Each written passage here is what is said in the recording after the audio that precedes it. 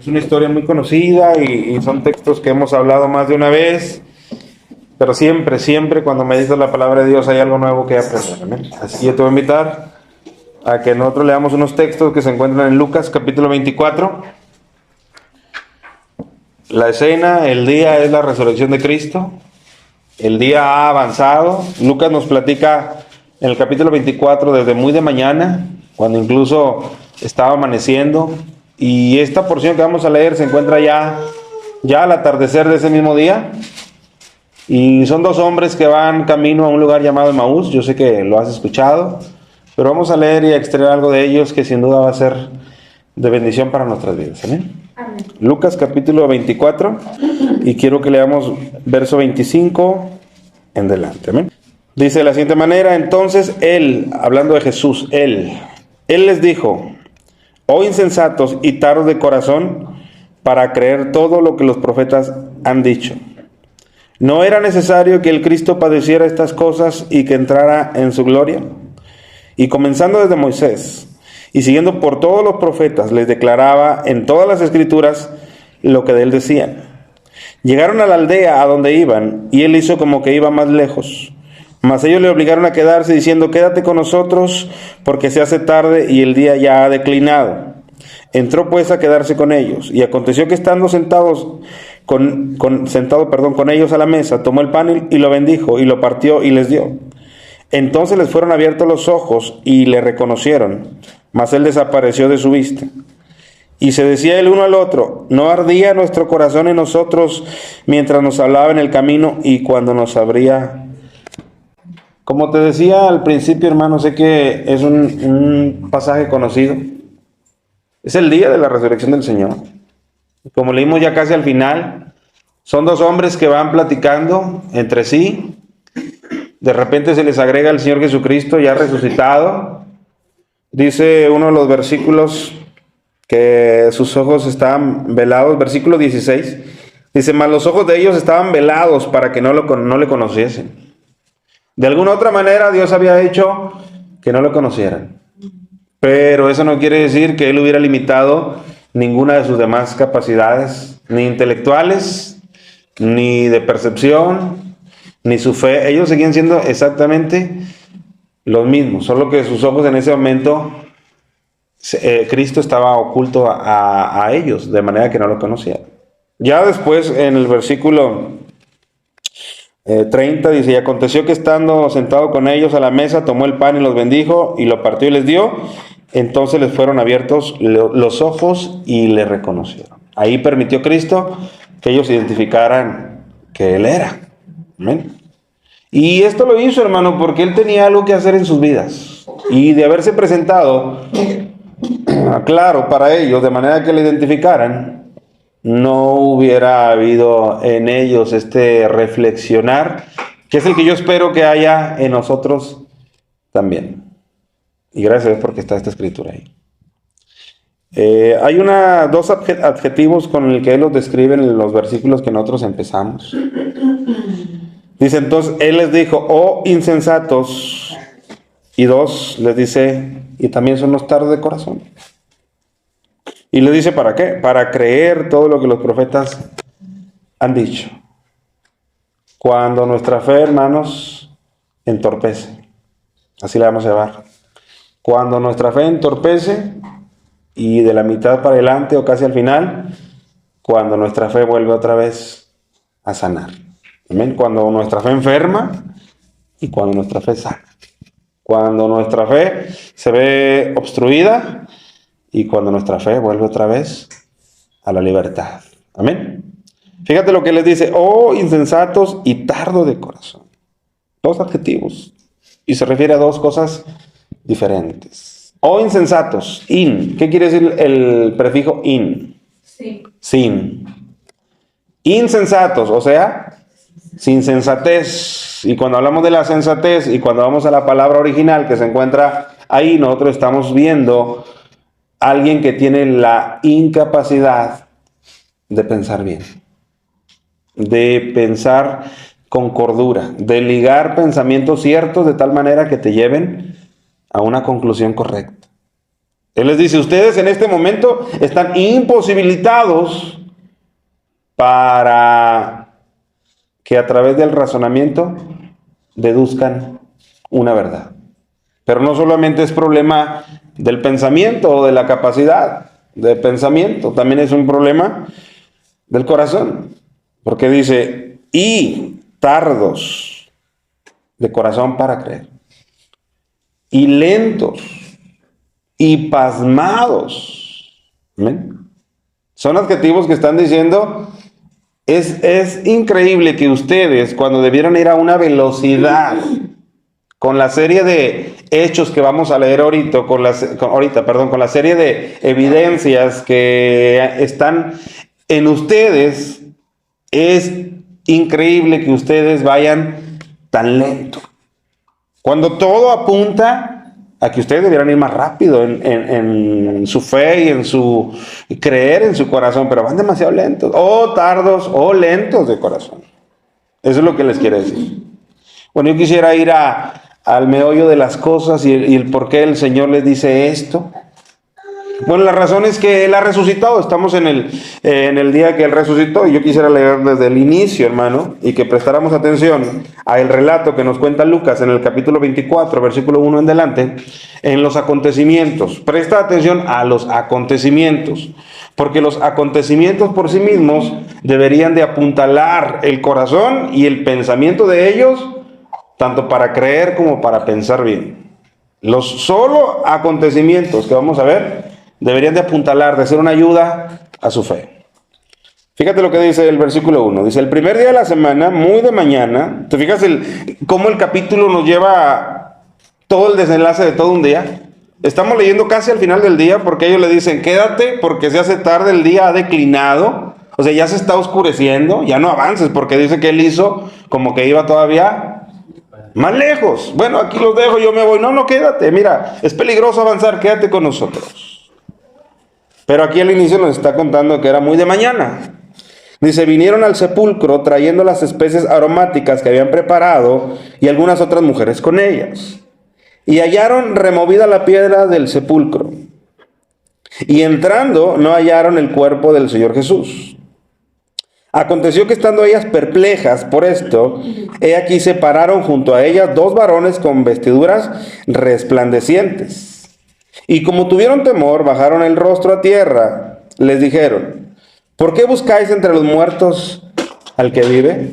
Hermano, Cristo vive. Amén. Cristo vive y Él no es un personaje que existió. Él no es una historia bien contada. Él vive, hermanos. Él vive y Lucas lo plasma ahí. Él vive. Y se aparecieron dos personajes, ahí sí puedo hablar de personajes, con vestiduras blancas, probablemente personajes celestiales, y se les acercaron a dar testimonio de que Él vive. El semblante de las mujeres, hermano, aunque no nos lo cuenta aquí, era un semblante de tristeza y de desconcierto, porque le habían visto crucificado. Y si somos todavía más atentos, en el capítulo 23 y verso 55, lo tienes en esa misma hoja probablemente, dice, y las mujeres que habían venido con él desde Galilea, siguieron también y vieron el sepulcro y cómo fue puesto su cuerpo. Ellas atestiguaron. ¿Cómo lo bajaron? ¿Vieron cuando lo subieron? ¿Vieron cuando lo bajaron? ¿Vieron su cuerpo ya sin vida? ¿Y vieron cuando su cuerpo lo sepultaron? Por lo tanto, si nos vamos a dejar guiar y llevar por la vista, estas mujeres habían sido testigas de la muerte. Y su semblante no era el más adecuado, el más óptimo. Su propósito, ellas cuando van al sepulcro, hermanos, no fueron como para ver al resucitado, como para ver al que nos dijo que después de 3 días se iba a levantar. No, ellas llevaban otras intenciones, que era preparar su cuerpo, darle una ungida a su cuerpo con una especie de aceites y aromas que ellas habían hecho unos días atrás. A eso iban. Esa era su expectativa. Amén. Y empiezan ellas a atestiguar una serie de eventos, 5 para ser concretos, y ahorita lo vamos a ver con más detenimiento. Y se les aparecen estos dos personajes de vestiduras blancas, Y ellos le dicen, ¿por qué buscáis entre los muertos al que vive? No está aquí, sino que ha resucitado. Acordaos de lo que os habló cuando aún estaba en Galilea. Fíjate, ellos vienen, hermano, por mandato de Dios, para darles un recordatorio y una ayudada a la fe de ellas y a la fe de todos los demás y a la fe también de nosotros. Ellos vienen por testimonio. Tú tienes que recordar un detalle que no es mínimo. El Antiguo Testamento y para la cultura judía era algo muy cierto que el testimonio de una persona valía poco o nada. Para que un testimonio de un suceso ocurrido fuera validado o tipificado como verdadero, tenían que haber mínimo 2 personas que atestiguaran lo mismo para que entonces tuviera validez aquel testimonio. Y aquí estamos viendo a 2 personajes con vestiduras blancas. De manera que Dios estaba dándoles, de acuerdo a su cultura hebrea, un testimonio veraz. ¿Por qué buscan entre los muertos al que vive si Él ha resucitado? Y luego ellos le dicen, acordaos de lo que os habló cuando aún estaba en Galilea. Acordaos, tienen que ustedes interactuar con su capacidad intelectual, la cual en estos 2 personajes que nosotros vimos más adelante, esta capacidad intelectual está seriamente dañada, porque Cristo les dice, oh insensatos, oh incapaces de ejercer esa capacidad intelectual, de pensar bien, de recordar bien. Y estas 2 personas con vestiduras blancas les dicen, acordaos de lo que os habló cuando aún estaba en Galilea diciendo. Ellos les van a recordar textualmente en ese momento a ellas las palabras que Cristo les había dicho. Y estas palabras son, es necesario que el Hijo del Hombre sea entregado en manos de hombres pecadores y que sea crucificado y resucite al tercer día. Esto es algo que ustedes tienen que recordar, les decían ellos. No es esto algo que ha ocurrido casualmente, no es una misericordia de Dios concedida a su Hijo inoportunamente, sino es algo que incluso antes de que viniéramos hasta Jerusalén, o que vinieran ustedes hasta Jerusalén, en Galilea, Él ya se los había dicho. Y nosotros tenemos testimonios, y tan solo tú das unas vueltas al capítulo, ahí mismo en Lucas, si tú vas al capítulo 22, versículo 35, Él les va a decir a sus discípulos, cuando vienen en camino a Jerusalén, dice, cuando os envié sin bolsa, sin alforja, sin calzado, ¿os faltó algo? Ellos dijeron nada. Él les dijo, pues ahora el que tiene bolsa, tómela, y también la alforja, y el que tiene espada, venda su el que no tiene espada, venda su capa y compre una, porque os digo que es necesario, fíjate, que es necesario, esto no es un invento, esto no es algo espontáneo, esto no es una ocurrencia, esto es necesario que se cumpla todavía en mí aquello que está escrito. Y luego Él les menciona una escritura del Antiguo Testamento y dice, y fue contado con los inicuos, porque lo que está escrito de mí tiene cumplimiento o tiene que cumplirse. Y Él está mencionando una cita que se encuentra en Isaías capítulo 53 y verso 12. Entonces, Él ya se los había anticipado, incluso antes de que empezaran a acontecer estas situaciones en la persona de Cristo. Amén. Y no es la única vez, no voy a leer las demás citas en Lucas, en Mateo, en Marcos. En diferentes momentos de la vida de Cristo, cuando Él estaba discipulando a estos 12, en diferentes momentos, Él se los anticipó, es necesario, y siempre decía, es necesario que el Hijo del Hombre sea entregado en manos de los inicuos, de los ancianos, de las gentes, y que padezca, incluso que muera. Pero también siempre les decía, es necesario que resucite. Así que todo el tiempo Cristo trató, hermano, de infundirles a ellos una confianza en los hechos que iban a ocurrir, haciéndoles saber que todos estos hechos estaban previamente calculados y controlados por Dios. De manera que cuando sucedieran, nada de esto les tomara por sorpresa, ni mucho menos les inquietara, menos aún les desanimara. Pero tal parece, hermanos, que lo que Cristo no quería que ocurriera, eso es lo que ocurrió en la actitud de los discípulos. Amén. Vemos a las mujeres que, aunque no se nos cuenta, están en este sentir. híjole, perdimos al maestro. Bueno, vamos a poner este tratamiento que hemos hecho de ungüentos en su cuerpo. Y se llevan una sorpresa. Cuando ellas se llevan esa sorpresa, que ahorita les voy a mencionar, las 5 cosas que a ellas les ocurren. Fíjate lo que sigue diciendo. Volvámonos a Lucas capítulo 24, donde estamos en nuestra historia. Estamos en el momento en que estos personajes les están recordando a ellas lo que Cristo ya les había dicho, y hemos ido a la Escritura, donde nosotros podemos cotejar que Cristo ya se los había anticipado. Versículo 7. Es necesario que el Hijo del Hombre sea entregado en manos de los hombres pecadores y que sea crucificado y resucite al tercer día. Escucha el versículo 8. Entonces ellas se acordaron de sus palabras. 2 cosas. En ese momento activaron su memoria y dijeron: ¡hey! Sí es cierto.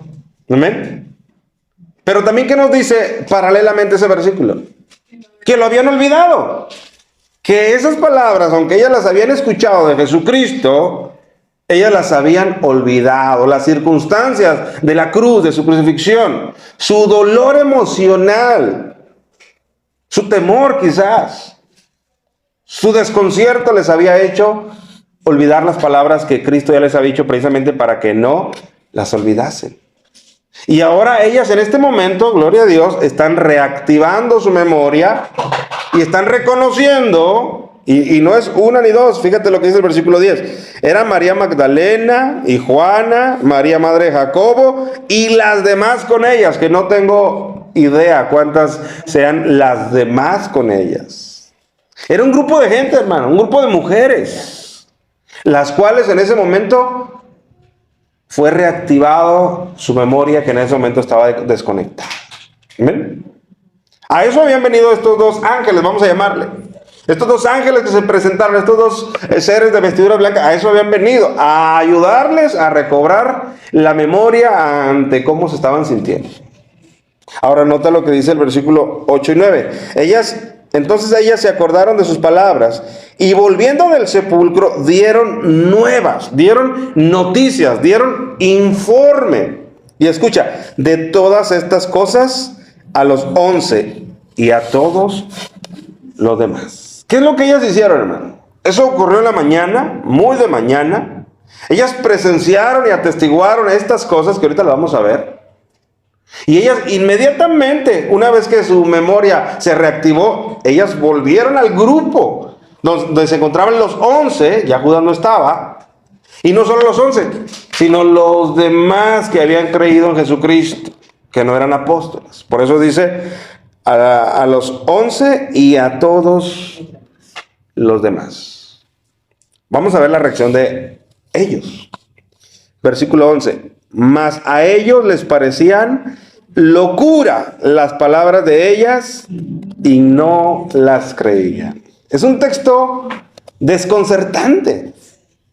Cristo se los había dicho: voy a padecer, me van a ver morir, pero también voy a resucitar. Aleluya. Y ahora, cuando estas palabras, este grupo de mujeres se las están transfiriendo y confirmando, a ellos esto les parece, fíjate cómo dice, una locura, un disparate,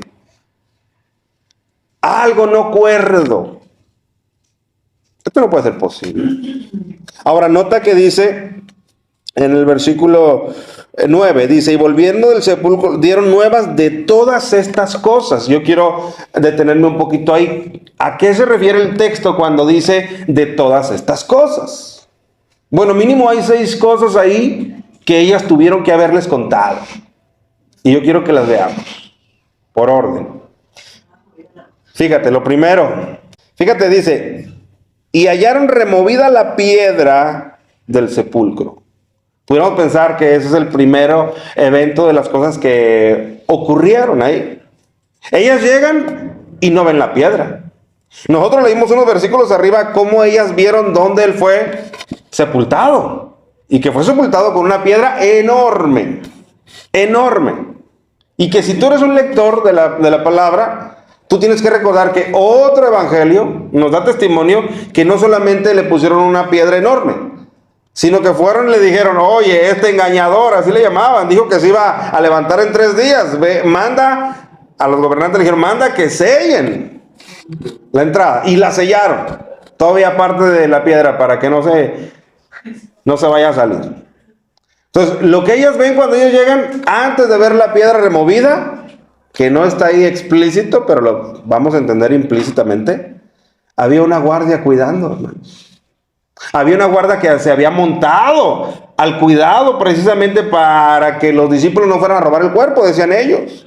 Y lo primero que ellas notan es que no hay guardia. Y eso no está escrito, pero lo podemos entender. No había guardia. 2, la piedra enorme que había sido puesta estaba removida. ¿Quién la removió? Si estaba muy pesada. 3, porque dice, y entrando no hallaron el cuerpo del Señor Jesús. Notaron la ausencia del cuerpo. Estas son las cosas a las que me refiero, que el texto dice que ellas les platicaron, les dieron nuevas. Oigan, no había guardia, no había piedra, no había cuerpo. Y esto ya son evidencias que debieran empezar a provocar en los oyentes. Algo está pasando aquí. ¿Cómo que no había guardia? ¿Cómo que no había piedra? Y más aún, ¿cómo que no hay cuerpo? Pero eso no es todo. Porque si nos quedamos ahí, tal vez los oyentes pudieran especular un montón de cosas. Los romanos vinieron, hicieron el cuerpo, los fariseos, muchas cosas. Pero no termina ahí, porque si nosotros seguimos leyendo, dice que ellas tuvieron temor y bajaron el rostro. Y de repente a ellas se les aparecieron 2 personajes. Ese es otro elemento de las cosas que ellas están platicando. ¿Qué creen? No había guardia, no había piedra, no había cuerpo. Y vaya que lo que sí había es que repentinamente se aparecieron 2 personajes con vestiduras blancas y nos intimidamos. Pero no solo eso, ya van 4 cosas. La quinta cosa es, ellos nos dieron un mensaje. ¿Cuál mensaje? ¿Por qué buscáis entre los muertos al que vive? He aquí, ha resucitado. Ellos nos dijeron que Él ha resucitado. Y la sexta cosa, nosotros nos acordamos de lo que Él dijo. ¿Que ustedes no se acuerdan que nos los dijo a todos? Deben de recordar 6 cosas que ellas les están transmitiendo de lo que ellas encontraron cuando ellas fueron al sepulcro.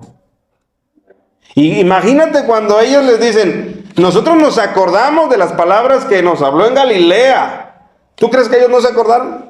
¿Tú crees que cuando ellas les hicieron mención, no se les vinieron a la mente esas palabras que Cristo dijo? Seguro que sí, pero aún así, a ellos les parecían locuras, disparates, y no les creían.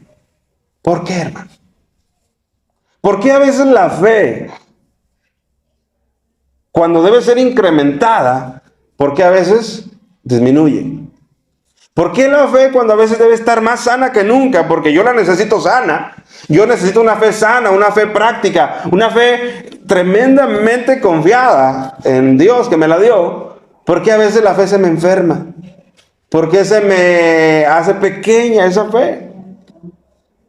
¿Por qué? Si hay elementos, como ellos estaban escuchando, al menos 6 elementos de parte de ellas que le estaban transmitiendo, que deberían de hacer que la fe creciera. Ahorita lo vamos a tocar. Ahora, estos 2 personajes que nosotros estamos leyendo, dice el versículo 13, y he aquí 2 de ellos. ¿De qué ellos? ¿A qué se refiere el texto cuando dice que eran 2 de ellos?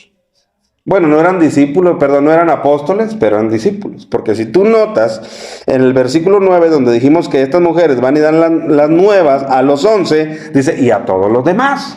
A los otros que también habían creído en el Señor. Por lo tanto, estos 2 que los mencionan como 2 de ellos, eran parte de ese grupo de los demás que también habían creído en el Señor Jesucristo.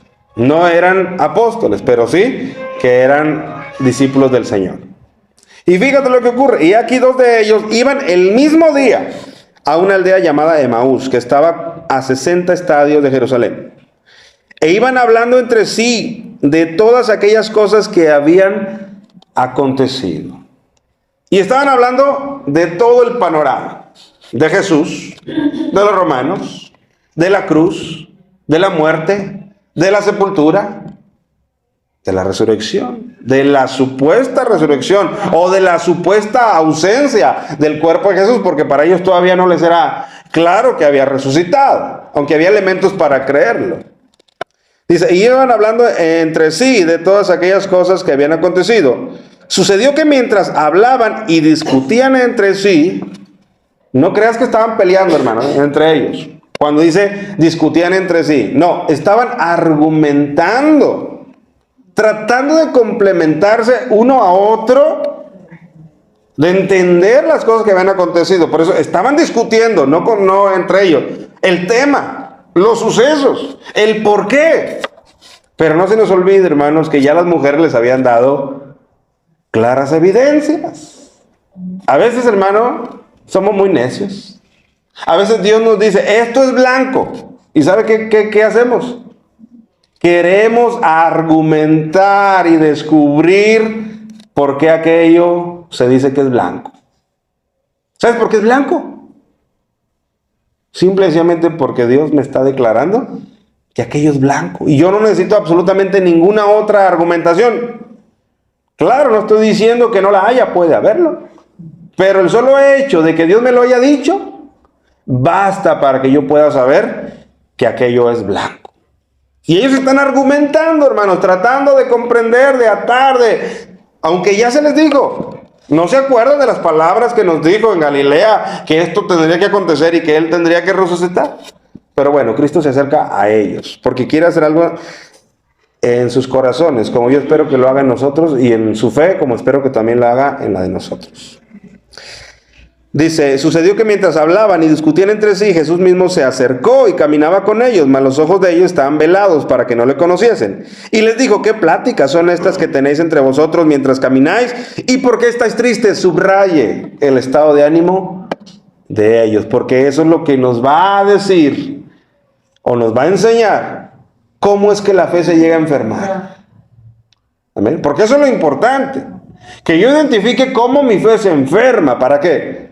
Para que yo la cuide. Cuando llegan el invierno, hermano, y tú ya sabes por experiencia que es probable que te enfermes, ¿qué es lo que haces? Bueno, tú tratas de cuidarte. Bueno, cuando yo lea cómo es que la fe se puede enfermar o se enfermó en otras personas que también creían, al igual que tú y que yo tengo que tomar esto como un tratamiento previo para que la mía no se enferme. Y aún así, si es que la fe se me llega a enfermar, yo tengo que seguir leyendo y ver cómo es que esta fe puede volver a restablecerse. ¿Amén? Entonces, aquí está una de las claves. Y yo quiero que tú notes el estado de ánimo de ellos. ¿Cómo eran? Tristes. Cristo se les acercó y les pregunta, oigan, ¿qué pláticas son estas que ustedes traen? Y otra cosa, ¿por qué ustedes vienen tristes? Y nota su respuesta. Respondiendo uno de ellos, que se llamaba Cleofas, le dijo, ¿eres tú el único forastero en Jerusalén que no has sabido de las cosas que en ellas han acontecido en estos días? Está utilizando nuevamente su argumentación. ¿Por qué digo que está usando su argumentación? Porque está usando algo que se llama deducción. ¿Qué es la deducción? Es una conclusión que yo hago sobre una impresión. ¿Amén? ¿Por qué digo que ellos están usando una deducción? Porque nota cómo le dicen. Le dicen, ¿eres acaso tú el único forastero? Bueno, ¿y por qué ustedes están seguros que yo soy forastero? Bueno, porque estamos deduciendo que si tú nos preguntas que qué tipo de pláticas son estas, y nosotros sabemos que en Jerusalén todo el mundo sabe lo que ha acontecido y tú no lo sabes, pues seguramente es que tú eres un fuereño, que vas de paso, que no eres de aquí, por eso no sabes. Y por eso nos estás preguntando. ¿Qué están utilizando ellos, hermano? Su argumentación, su deducción. ¿Amén, hermano? ¿Cuántas de las veces, mis amados hermanos, nosotros utilizamos nuestra supuesta argumentación para algunas cosas que son más claras que el agua, por el solo hecho de que Dios en su palabra nos las comparte? ¿Cuántas veces? Es algo que Dios nos comparte y que es una realidad y que es claro, Y yo me pongo en mi silla y me tomo la barbilla y me tomo mis minutos para pensar cómo será aquello. Sí, cómo será aquello está más que revelado en la palabra de Dios. Amén, hermanos. Y ellos están en este momento utilizando su argumentación y su inteligencia, la cual, como ya vimos más adelante, está dañada, porque Cristo les dice: oh insensatos, oh incapaces en este momento de hacer una argumentación correcta. Pero bueno, Cristo quiere trabajar en ellos, como seguro quiere trabajar también en nosotros. Entonces eres el único fuereño, el único extranjero que no sabe lo que ha acontecido. Y Cristo sigue el cuento con ellos y les dice: ¿qué cosas? Fíjate el versículo 19. Entonces él le dijo: ¿qué cosas? Y al decirles qué cosas, hay cuenta que le está diciendo: venga, suéltense, venga, exhiban lo que hay en su corazón, aunque yo ya lo sé. Fíjate cómo ellos dijeron: ¿eres tú el único forastero en Jerusalén que no sabe las cosas que en ella han acontecido? Él les podría decir: no, soy el único que sabe precisamente qué es lo que ha acontecido. Ustedes son los que no saben lo que ha acontecido. Aleluya. Pero bueno, ¿qué cosas? Venga, suéltense. Y ellos le dijeron: de Jesús Nazareno, que fue, fíjate el verbo que está utilizando, que fue varón profeta, poderoso en obra y palabra delante de Dios y de todo el pueblo. Y cómo le entregaron los principales sacerdotes y nuestros gobernantes a sentencia de muerte y le crucificaron. Pero nosotros esperábamos, nosotros teníamos una esperanza, la cual en este momento ya no tenemos. Y si Cristo les preguntara: ¿y por qué ya no la tienen? Acuérdense que soy el foreño que no conoce nada de lo que ocurrió aquí. ¿Y por qué no la tienen? Pues porque al que nosotros esperábamos que sería el Mesías y el Salvador, lo vimos colgado en un madero cuando nosotros pensábamos que Él era el que nos iba a librar de nuestros enemigos. Y de saber que estaban hablando con Él, hermanos. Fíjate cómo este relato, hermano, ¿por qué está este relato? Porque este relato nos permite conocer cómo piensa, cómo siente una persona cuando su fe ha enfermado. Ellos están pensando, tienen en mente a Jesús, pero lo tienen como tiempo pasado. El que era, el que fue, en el que nosotros un día tuvimos la esperanza. Y cuando Él estaba con nosotros, estábamos totalmente seguros de esa esperanza, pero se ha ido. ¿Por qué? Porque lo vimos colgado. No solo lo vimos colgado, vimos cuando ya no se movía. Es más, vimos cuando le sepultaron. Y vimos la piedra también. Y no solamente murió Él, murió también nuestra esperanza. La enterraron junto con Él, nuestra esperanza. Y por eso estamos tristes. ¿Por qué nos pregunta que estamos tristes? Pues por eso estamos tristes, porque en Él creíamos y en Él confiábamos. Imagínate las ganas que Cristo se está aguantando, hermanos. Uno, de revelárseles. Y dos, de reprender su fe. Cuán errados vienen, mis amigos, por el camino. Hoy es el día que yo he resucitado y hoy ustedes deberían estar gozosos, porque ya les mandé decir, con los ángeles y con las mujeres. Y su ánimo sigue todavía pesimista por los suelos y sin esperanza. ¿Por qué? Porque ustedes han decidido entender las cosas por sus razonamientos y por sus sentimientos. Y aquí entra la predicación.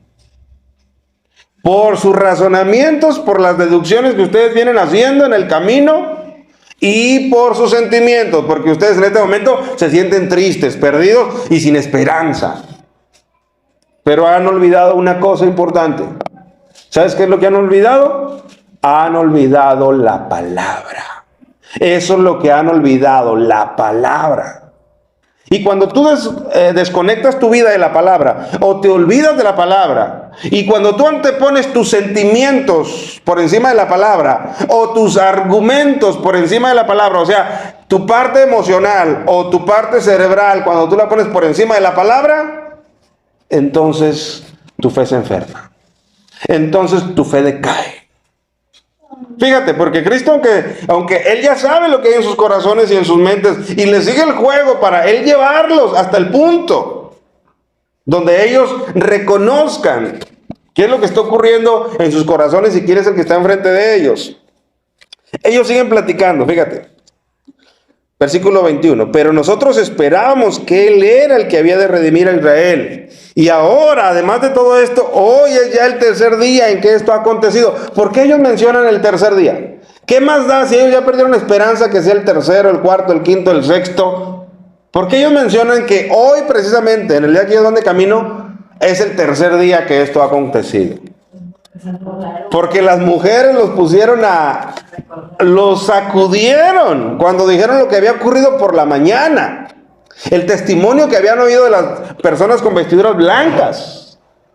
Y ellos tenían todo un carrusel de emociones y de pensamientos. Por eso venían en el camino discutiendo entre sí. Todo un carrusel de emociones y de pensamientos desalineados en su corazón y en su mente.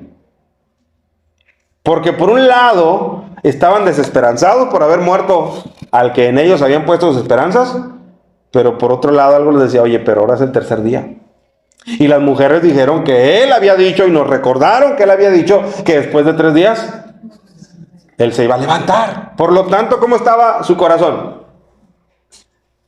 Completamente como el mar cuando está embravecido, con olas que van y con olas que vienen. Así es la fe cuando enferma. En ratos como que quiere jalar y en ratos como que de plano dice, esto no tiene sentido para seguir adelante.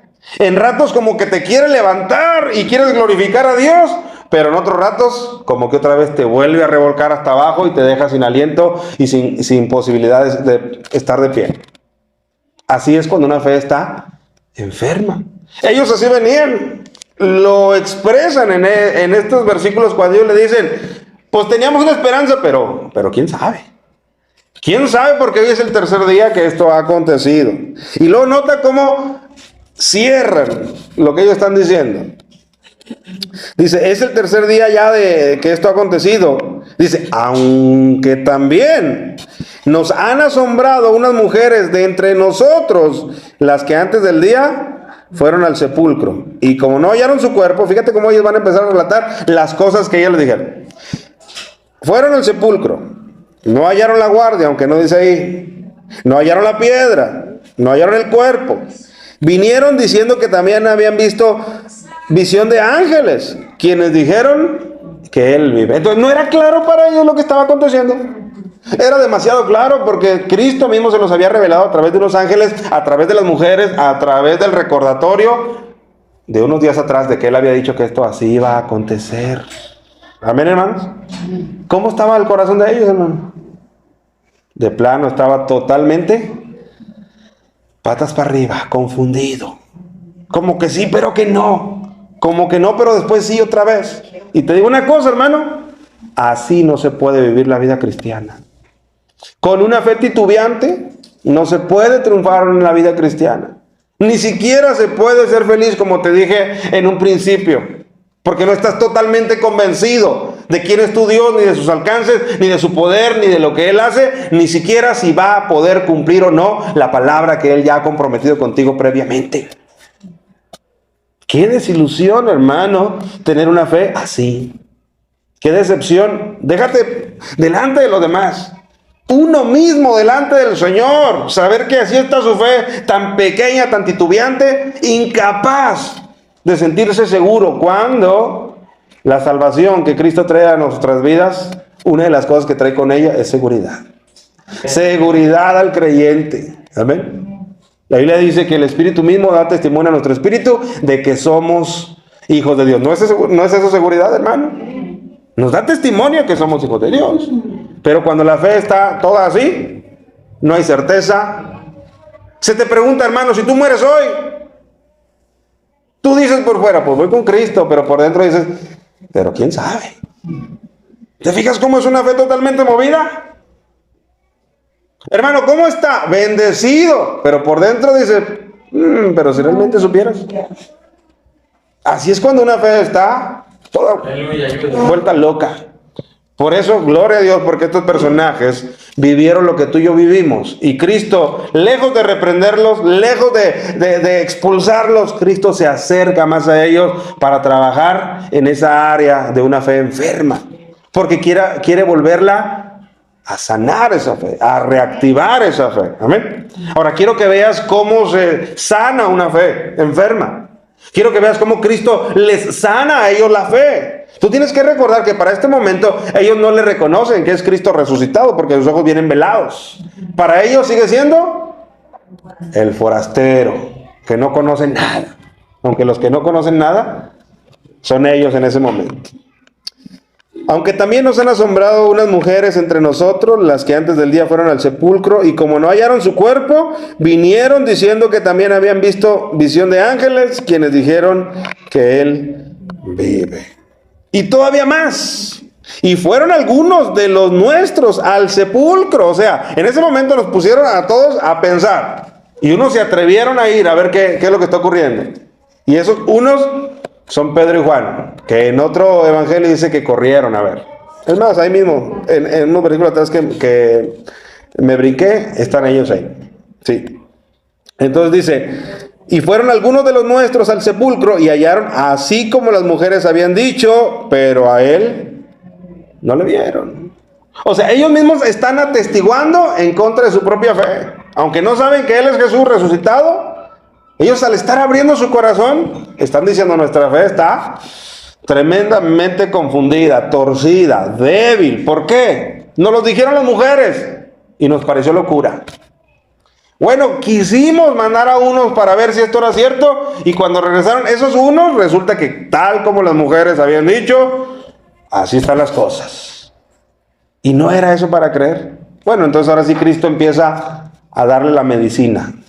Una vez que los ha examinado en su consultorio y ha detectado el problema, una fe enferma, una fe totalmente duditativa, aunque en ese momento deja de ser fe, y dice, bueno, ahora es hora de trabajar. Fíjate, entonces él les dijo, oh insensatos y tardos de corazón para creer todo lo que los profetas han dicho. Si fuera un reclamo, que no lo es, ¿qué es lo que les está reclamando Cristo? Si fuera un reclamo. Fíjate bien y préstale atención. No les dice, esto es lo que no les dice, para después decir lo que sí les dice. No les dice, oh insensatos, recuerden que ellos no saben que Él es Cristo. No les dice, oh insensatos, ¿por qué no le han creído a las mujeres? Oh insensatos, ¿por qué no creen cuando no está el cuerpo? Oh insensatos, ¿por qué no creen aunque la piedra fue removida? Oh insensatos, ¿por qué no creen aunque ya mandaron a otros? Cristo no está basando la sanidad que le quiere a su fe incluso en los acontecimientos que ya han ocurrido. ¿Sabes dónde solidifica Cristo el inicio de la sanación de su fe? En las Escrituras. En las Escrituras. Fíjate por qué te digo que en las Escrituras. Fíjate lo que les reprocha. Oh insensatos y tardos de corazón. Esa es la enfermedad que traían. Insensatez y lentitud de corazón para creer todo lo que los profetas han dicho. ¿Qué está mencionando Cristo? Aunque los eventos están a la luz de ese mismo día que han ocurrido a su resurrección, Él no apela a esos elementos. Pudiera hablar de la piedra, de los ángeles, de la guardia que no está, del cuerpo que no está, pero tú tienes que recordar que ellos no saben que es Jesús. Y ese forastero les empieza a decir cómo son tardos para creer todo lo que los profetas han dicho. Y escucha la pregunta siguiente. No era necesario que el Cristo, puesto que ellos no saben que Él es el Cristo, no era necesario que el Cristo padeciese estas cosas y que entrara en su gloria. Yo creo que ellos en ese momento empiezan a voltear ¿y este? ¿Y este quién es? Porque como veremos después, ellos reconocen que cuando Él empezó a hablar palabra con ellos, su corazón ardía. Entonces, para este momento, cuando este forastero les empieza a hacer estos reproches y después esta pregunta, el corazón de ellos empieza a latir, a bombear, como si hubiera estado muerto por un tiempo y el corazón empieza otra vez con sus pulsaciones de fe. Pero fíjate las palabras de Cristo.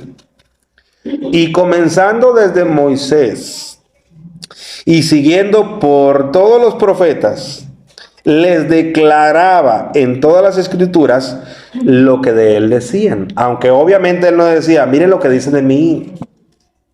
Él está diciendo, mira lo que dice del Cristo, del Mesías que habría de venir. Y nota esto, fíjate. Y comenzando desde Moisés, fíjate cómo empezó por orden. ¿Cuáles son los primeros libros de la Biblia, hermano? Los de Moisés, el Pentateuco, Génesis, Éxodo, Levítico, Número. Bueno, comenzando por Moisés, les empezó a traer hacia sus oídos la palabra de Dios. Y lo primero que citó fue a Moisés. Y empezó a citar palabra que escribió Moisés concerniente a el Mesías. Y luego después que terminó con Moisés, dice, y siguiendo por todos los profetas, empezó a mencionar a Isaías, empezó a mencionar a Daniel. ¿No se acuerdan que Daniel profetizó esto y esto y esto? ¿No se acuerdan que Jeremías profetizó esto y esto? ¿No se acuerdan que Isaías, famoso capítulo 52 y 53 de Isaías, no se acuerdan que Isaías dijo que como cordero que va al matadero no abrió su boca delante de sus trasquiladores? ¿Y qué es lo que empezó a hacer él, hermano? Empezó a hablarles palabra. Él ya sabía cuál era su enfermedad. Se las declaró insensatos y torpes de corazón o lentos de corazón para creer. ¿Y sabes qué es lo que hace? Él va al origen de todas las cosas, la palabra de Dios. Y empieza a mencionarles de Moisés, y empieza a hablarles por los profetas. Dice, y les declaraba en todas las escrituras lo que de él decían. En ese momento, ¿qué crees que han de haber pensado ellos? Bueno, ¿y este quién es? ¿Será un rabino? ¿Será un maestro? ¿Será el bibliotecario? ¿Por qué sabe tanto?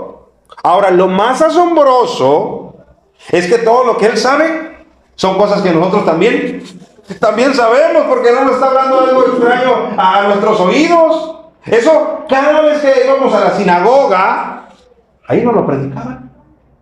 Es más, cuando Cristo, el motivo por el que ahora nosotros venimos tristes, anduvo con nosotros estos 3 años y le oíamos, él mencionaba las escrituras. Pero en ese momento ellos están calladitos. ¿Por qué? Porque el maestro y el doctor está operando. Está operando en el interior y ellos están anestesiados todavía, dejando que el maestro trabaje como yo espero que trabaje en tu vida, de la misma manera, con la palabra. Con la palabra. Amén. Y les habló de Moisés y les habló de los profetas, y en todo les declaró lo que en las escrituras decía de él. Dice, llegaron a la aldea donde iban, a Emaús, y él hizo como que iba más de lejos. Terminó la cirugía. Quiero ver cómo más o menos están saliendo las cosas. Y salieron bien, porque a ellos él no les dio igual. Aunque no lo conocen, ellos le dicen, mas ellos le obligaron a quedarse, diciendo, quédate con nosotros, porque se hace tarde y el día ya ha declinado. Entró pues a quedarse con ellos. Hermano, vamos a ser más honestos, hermano, más honestos. ¿Por qué te imaginas que ellos le dijeron quédate? Aunque claro, ellos están poniendo el argumento de que el día ha declinado, de que se hace tarde. ¿Qué es lo que realmente ellos estaban sintiendo para tenerle ahí con él, con ellos, a él? Ellos estaban sintiendo algo diferente en sus corazones.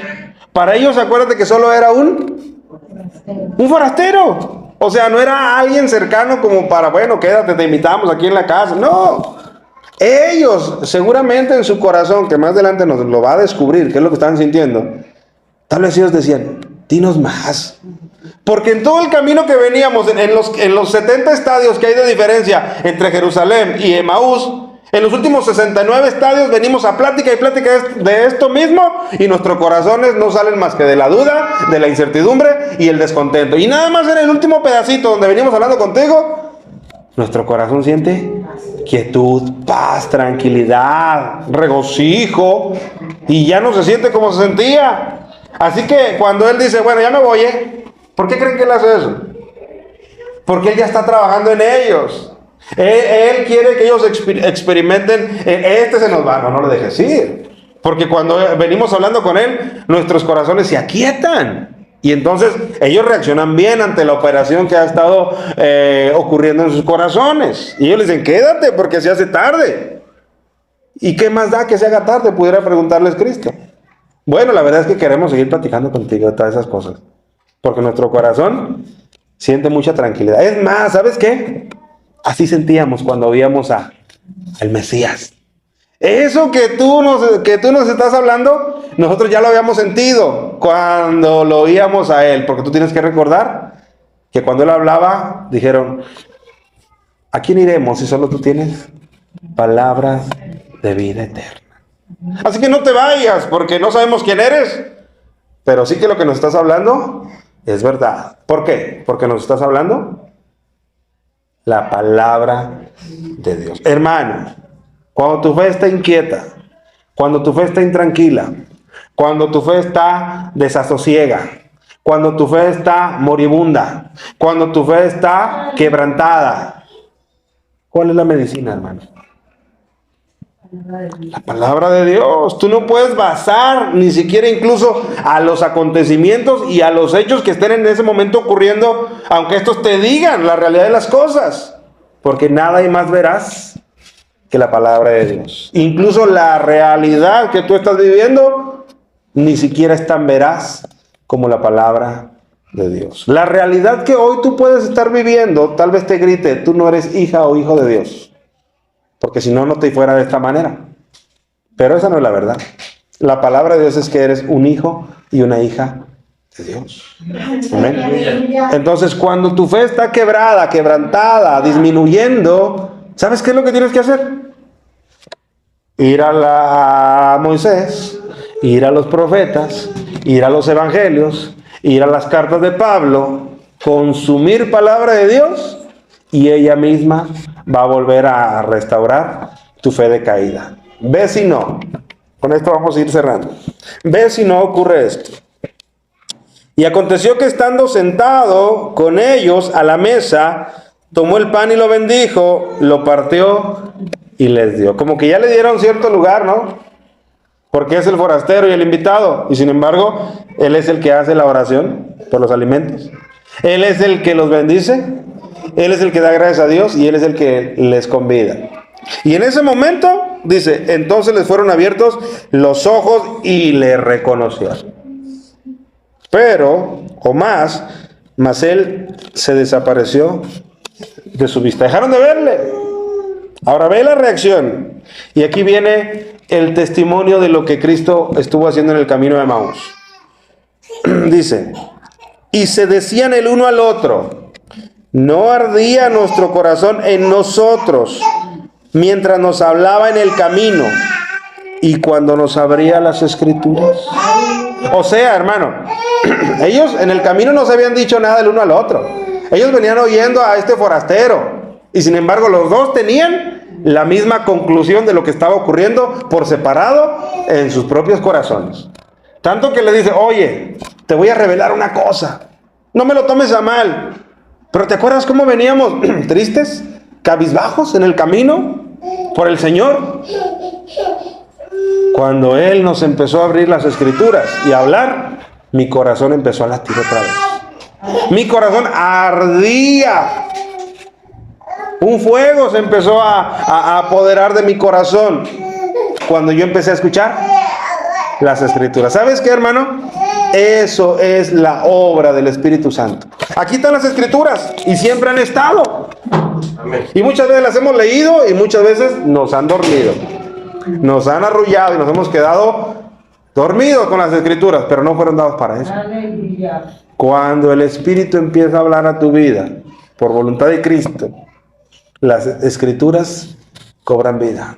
Amén. Y son vivas y eficaces. Amén. ¿Y sabes qué empiezan a hacer? Empiezan a parchar tu fe y la mía quebrantada y empiezan a aliviarla y empiezan a curarla y empiezan a fortalecerla de tal manera que nuestra fe vuelva a estar intacta. Ve si no se puso intacta otra vez en ellos, porque después de que ellos confiesan el uno al otro y dicen, no ardía nuestro corazón en nosotros mientras nos hablaba en el camino y cuando nos abría las escrituras, y levantándose en la misma hora. Fíjate este detalle, que no es menor. Y levantándose en la misma hora. ¿Cuánto habían caminado, hermano? 70 estadios.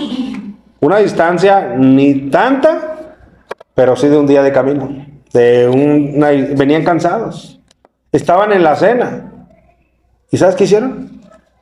El fuego de su corazón que Cristo había restaurado en su fe, los hizo que el cansancio se les quitara o no les importara.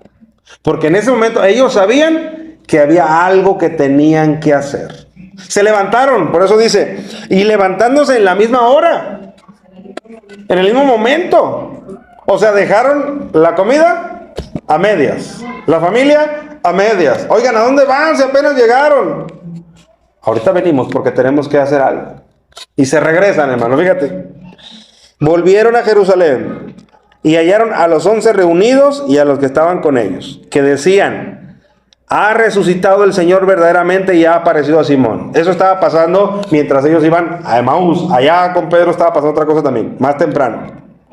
Entonces ellos contaban las cosas que les habían acontecido en el camino, ese ardor en el corazón por la palabra, y cómo le habían reconocido al partir el pan.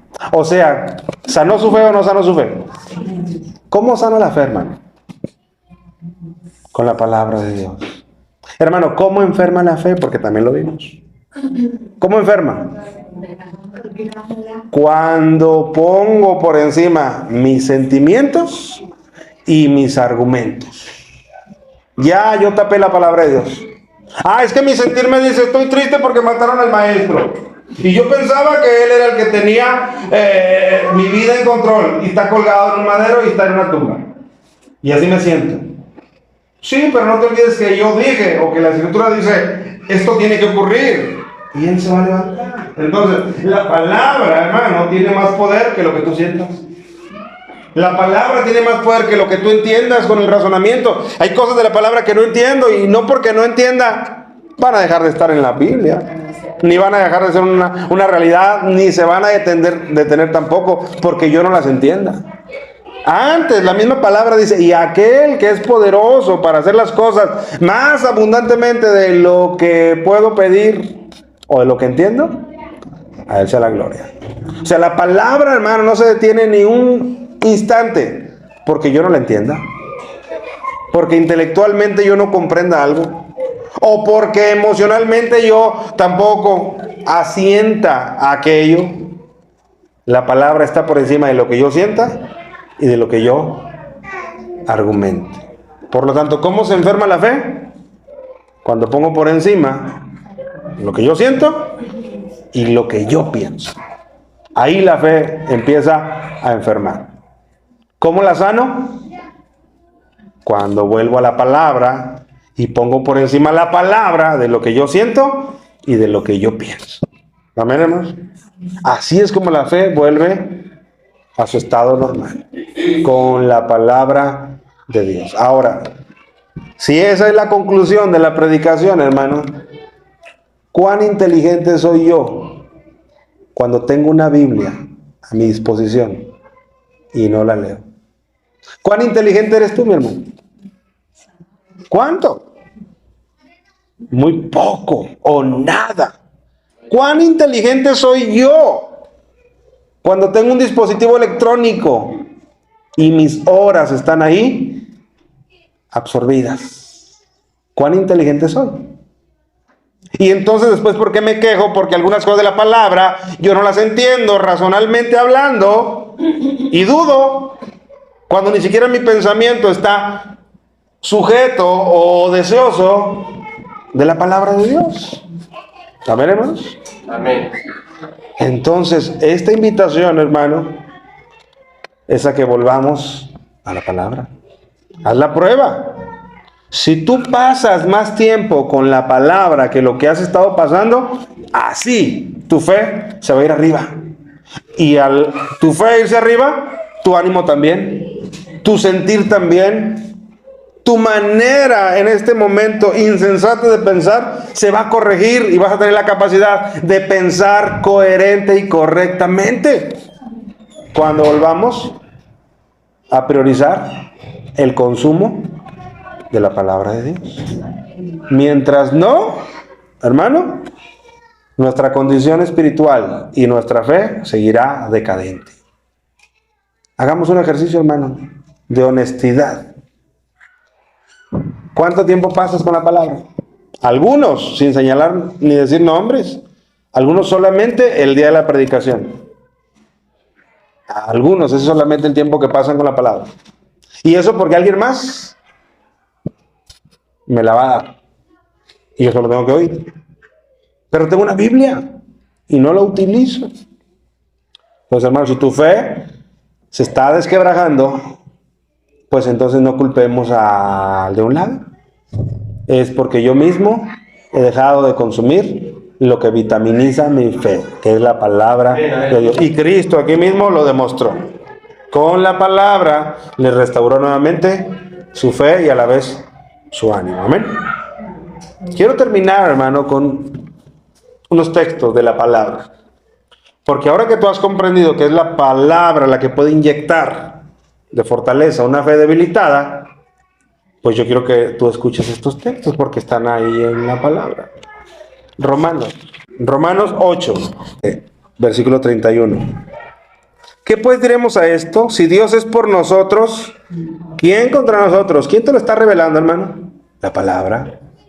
Si Dios es por nosotros, ¿quién contra nosotros? El que no escatimó ni a su propio Hijo, sino que lo entregó por todos nosotros, ¿cómo no nos dará también con Él todas las cosas? ¿Te sientes que todo te falta?